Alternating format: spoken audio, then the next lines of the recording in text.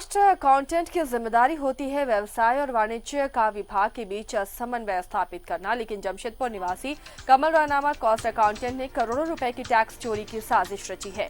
फर्जी दस्तावेज बनाकर तिरुपति इंटरप्राइजेज और बालाजी इंटरप्राइजेज नाम से 2 फर्जी फर्म बनाया।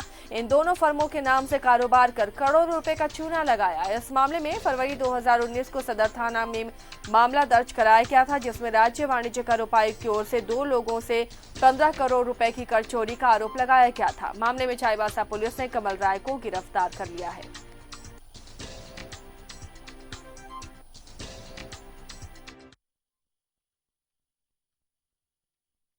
का भुगतान जो इंटरस्टेट खरीद बिक्री होती थी उनमें शून्य दर्शाया गया और कर अपवंचना की गई। साथ ही साथ जीएसटी कर प्रणाली में इनके द्वारा जो टैक्स लायबिलिटी है, टैक्स लायबिलिटी को शून्य दिखाया गया।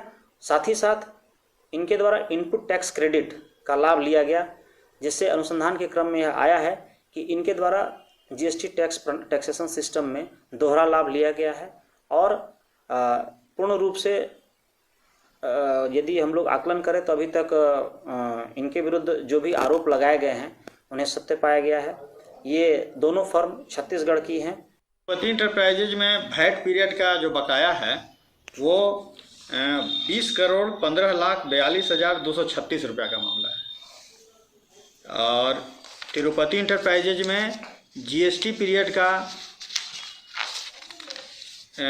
जो इनका टैक्स इवेजन का मामला है वो 4 करोड़ 87,91,370 रुपया का है।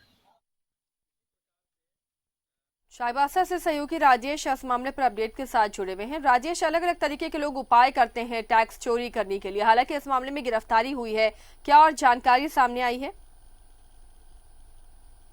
ये अगर देखा जाए तो ये 2019 का मामला था और अभी इसकी गिरफ्तारी हुई है। और 2019 में जब प्रथम दृष्टया मामला सामने आया था तो उस समय वाणिज्य कर विभाग ने 15 करोड़ रुपए की प्राथमिकी दर्ज कराई थी टैक्स चोरी की, लेकिन अनुसंधान उसके बाद भी जारी रहा। और अब वाणिज्य कर विभाग ने अपना जो असेसमेंट फाइनल किया है उसके अनुसार टैक्स जो लायबिलिटी और फाइन मिला करके कुल 66 करोड़ रुपए का ये मामला बन रहा है। तो कुल मिलाकर ये कहा जा सकता है कि चाईबासा अंचल के लिए ये बहुत बड़ा मामला और पहला मामला है जिसमें टैक्स चोरी की इतनी बड़ी घटना को पूरे साजिश के तहत अंजाम दिया गया।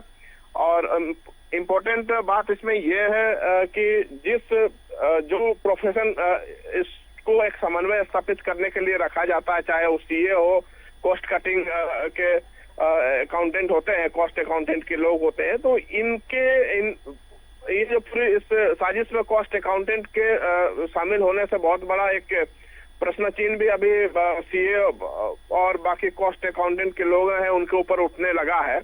तो वाणिज्य कर विभाग ने इस मामले को गंभीरता से लेते हुए एक बार फिर से काफी सारे लोगों के खिलाफ जांच शुरू कर दी है। इस तरह के टैक्स चोरी के कई मामले सामने आ सकते हैं आने वाले समय में। जी चलिए, शुक्रिया राजेश इस तमाम जानकारी के लिए। तो इस तरह के कई और मामले आने वाले दिनों में सामने आ सकते हैं। अलग अलग तरीके के हथकंडे अपनाते हैं लोग